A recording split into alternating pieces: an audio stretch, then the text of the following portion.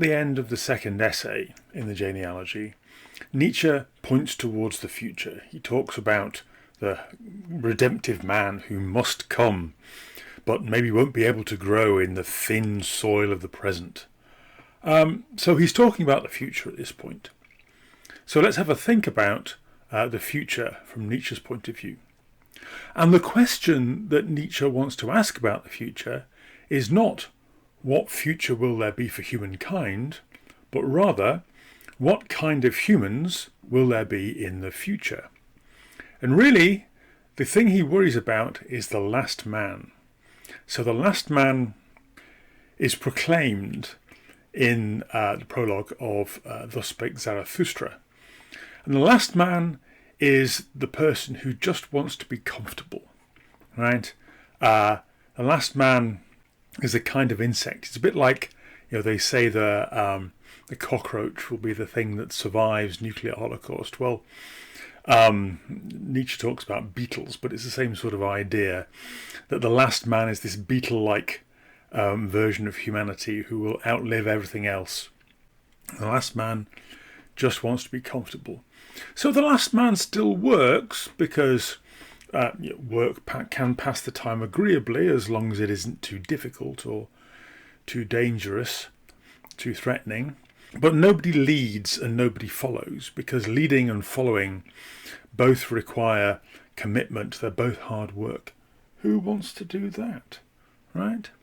Now, it's tempting to think of the paradigmatic last man as Homer Simpson, right? Because Homer is a slob. Remember when Homer runs for mayor or office or something, his electoral slogan is, "Can't somebody else do it?" Don't you deserve better than the best?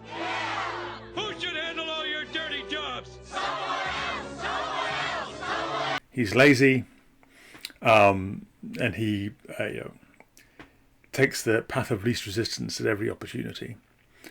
But the last man isn't necessarily somebody who eats junk food and watches trash television and does next to nothing at work. The last man could easily be bourgeois.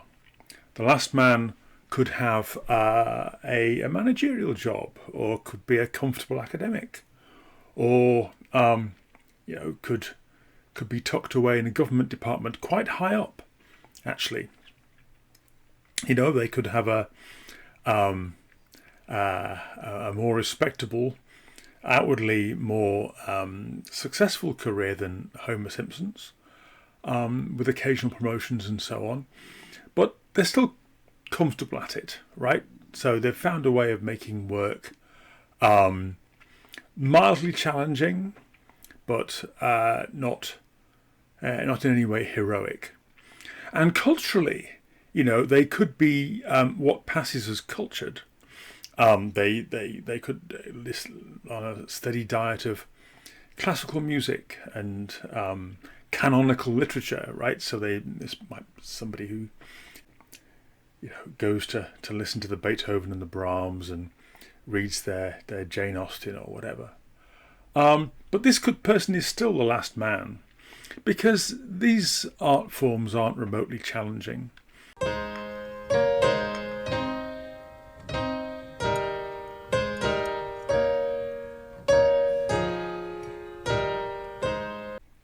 The disruptive, subversive potential of classical music and realist literature is long since worked out.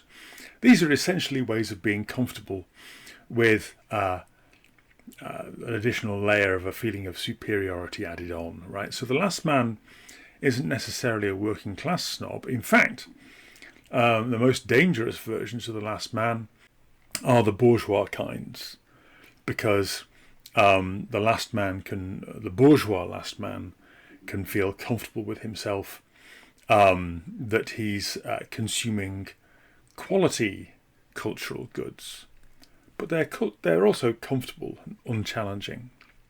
You may be familiar with Brave New World, the novel by Aldous Huxley, and that's a story in which everybody's comfortable. disease and strife have been removed from society, and it's kind of a political dystopia because there's no political freedom.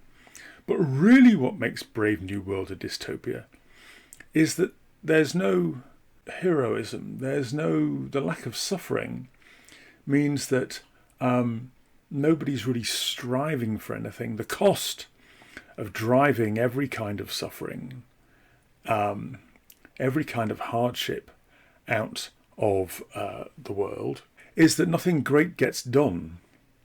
Now, it seems to me that there is a reply that isn't as strong as it looks at first, which is you say, well, look, we have a society in which almost everybody is able to pursue comfort, but there are still polar explorers.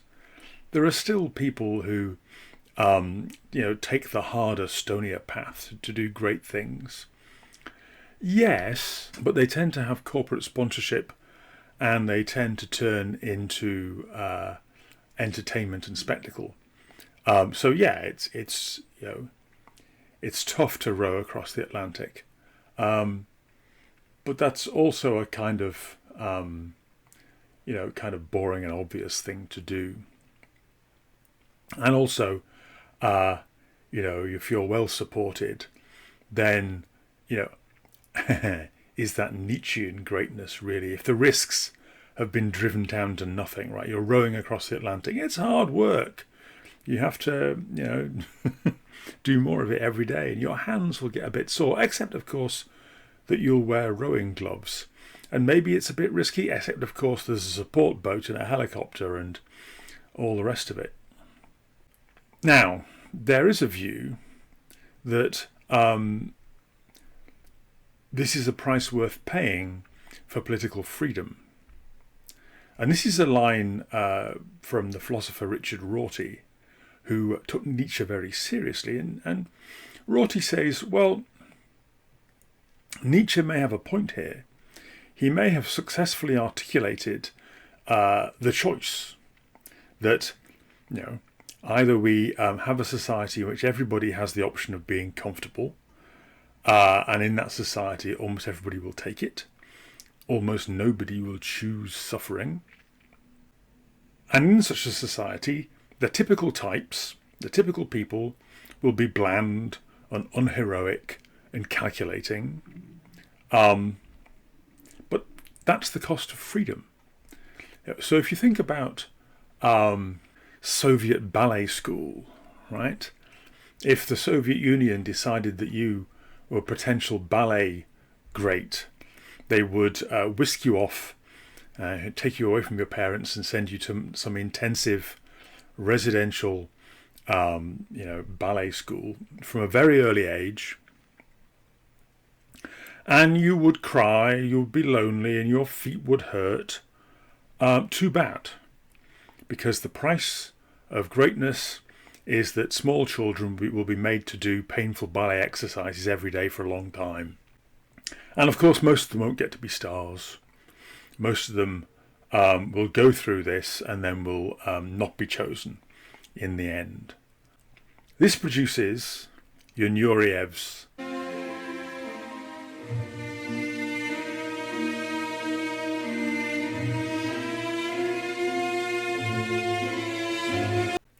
But it isn't free, Most people would choose freedom for their children and for themselves. This is this is a problem for all of the performing arts now, of course, because fewer and fewer people want to hothouse their children to the level necessary to induce the skills